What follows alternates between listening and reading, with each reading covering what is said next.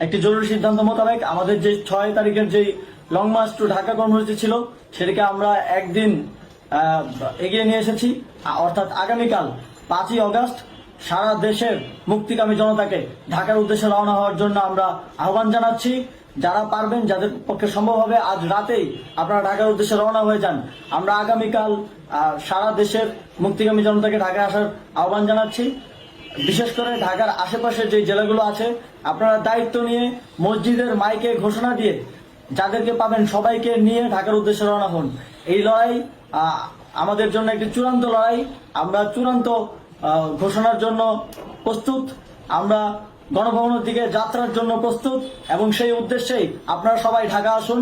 আমরা আপনাদের সবাইকে নিয়ে আমাদের চূড়ান্ত দাবি আদায়ে এগিয়ে যাব।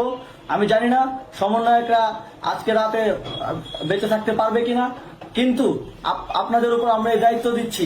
আপনারা সবাই নিজ দায়িত্বে ঢাকায় আসবেন আগামীকাল এবং পরশু পরিস্থিতি বিবেচনা করে পরশু গণভবনের দিকে 4 দিক থেকে আমরা রওনা হব।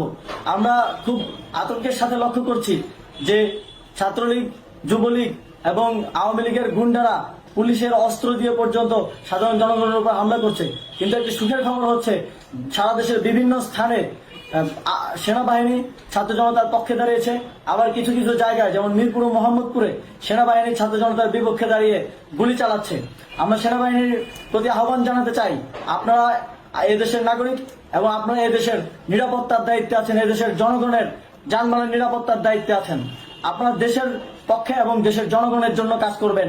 কোনো খুনি সরকারের জন্য, কোনো খুনি রাজনৈতিক দলের জন্য কাজ করবেন না। এটি এদেশের জনগণ আপনাদের থেকে প্রত্যাশা করে।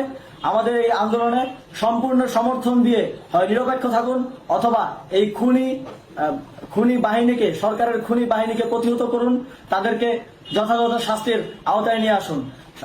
যে কারফিউ সরকারের পক্ষ থেকে ঘোষণা করা হয়েছে, আমরা স্পষ্টভাবে বলতে চাই, সেনাবাহিনী এই ধরনের কোনো কারফিউ বাস্তবায়নের জন্য মাঠে না নামে। যদি মাঠে নামে তাহলে সেনাবাহিনী স্পষ্টভাবে অফিসিয়ালি জনতার বিরুদ্ধে দাঁড়াবে। আমরা চাই না সরকারের এই ষড়যন্ত্রে সেনাবাহিনী পা দিক। সেনাবাহিনীকে জনতার বিরুদ্ধে দাঁড়ানোর যে ষড়যন্ত্র সরকার রচনা করছে সেটিতে সেনাবাহিনী পা দিবে না, এই বিশ্বাস আমরা রাখতে চাই। আওয়ামী লীগ আজ সারা দেশে তাদের খুনি বাহিনীকে নামিয়ে দিয়েও ছাত্র জনতার প্রতিরোধের মুখে টিকতে পারেনি। রাজপথের পরাজিত শক্তি হিসেবে তারা সেনাবাহিনী সহ অন্যান্য বাহিনীকে আমাদের বিরুদ্ধে কাজে লাগানোর চেষ্টা করছে।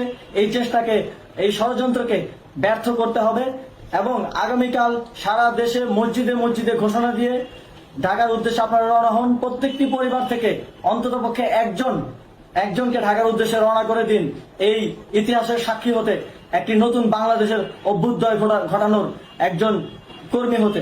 ধন্যবাদ সকলকে।